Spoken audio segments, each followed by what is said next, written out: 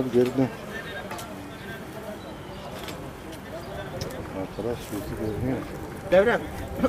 Evet arkadaş. Geri dönsen abi. Çekim yapacaklar da yüzler belli olmasın ya.